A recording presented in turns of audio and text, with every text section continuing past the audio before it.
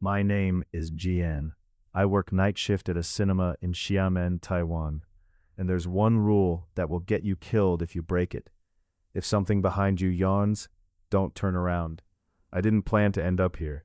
It started as a simple part-time job, ushering, cleaning, helping the concession staff when the lines got stupid, and walking the halls after the last show to make sure no one fell asleep in a seat and got locked in overnight.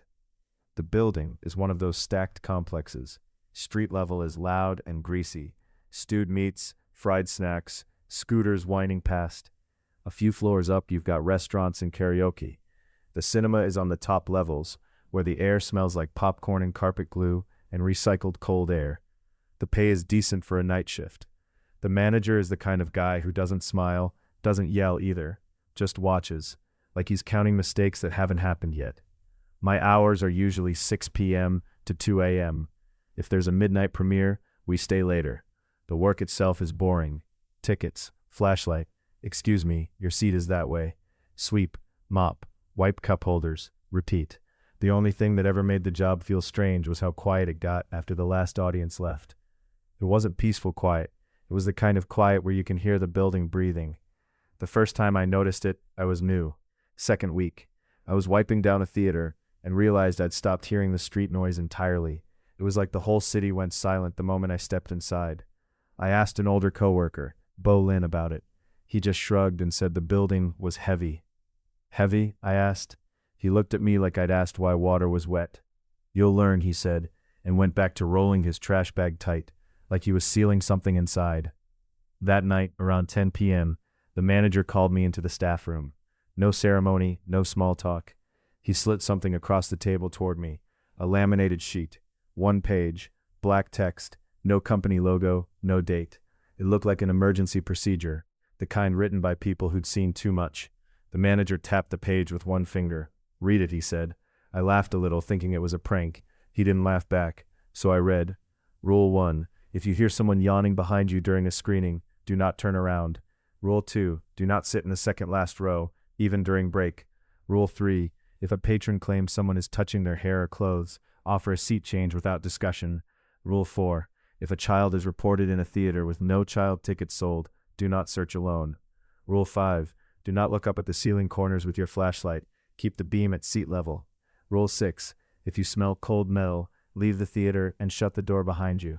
Rule 7, if the exit sign flickers 3 times, do not run, you walk.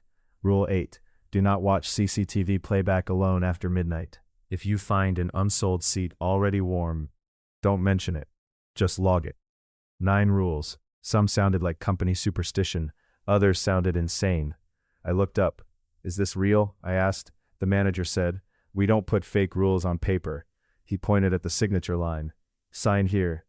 I didn't want to, but the way he waited, quiet, still, made me feel like the building itself was listening. So I signed. He put the sheet away like it was a weapon, then said, Bo Lin will show you the rest. After that, every shift felt different. Not because anything happened, because everyone moved like they already knew something I didn't. Bo Lin never leaned into a theater doorway. He stood to the side, as if he didn't want whatever was inside to see him. When he checked with his flashlight, he kept it low. Seat level, floor, aisle, never above. No one, not even the cleaners, sat in the second last row. Ever. Then came my first breach. It wasn't me. It was a customer. Saturday night. Sold out show. A young couple had tickets for the second last row. The guy said, best seats.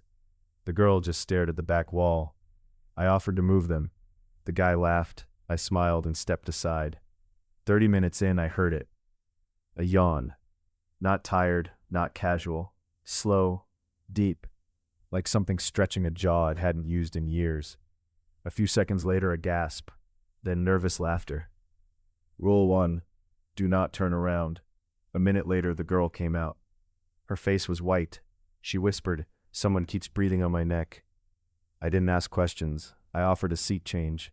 She rubbed her neck like she was trying to wipe it off. They moved.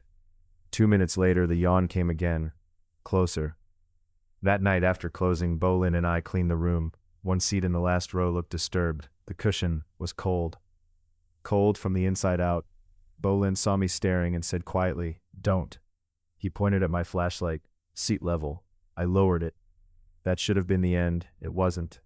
The next shift there was a new rule, Rule 10. If you hear your name spoken from the last row, do not respond. It noticed me. Weeks passed. I did my job. I kept my flashlight low. I didn't linger near doors. But sometimes I'd hear footsteps syncing with mine, a scuff behind me, perfect rhythm. One night I leaned close to a door. Silence. Then a breath, right behind my ear. Cold. Inhuman. I didn't run. I walked. When I reached the corridor, Bolin was waiting. He handed me water. Did it say your name? I nodded. He whispered, don't say it, not here. Then said, it's not one thing, it's a habit. That word stuck with me. Habits spread, they copy, they learn.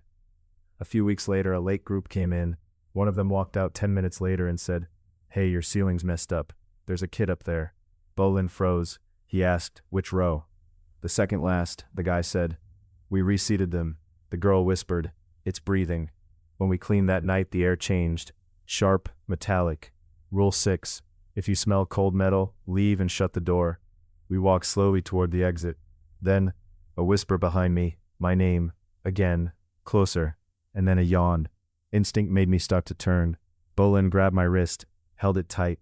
We walked out, closed the door. He said softly, you almost answered with your body. That counts too. Later, the manager added a new line. Rule 11. If it copies your breathing, don't hold your breath. Breathe normally and leave. That meant it had copied mine. After my shift, I walked outside. The city noise came back. Scooters, chatter, frying oil, normal life. But I felt exposed.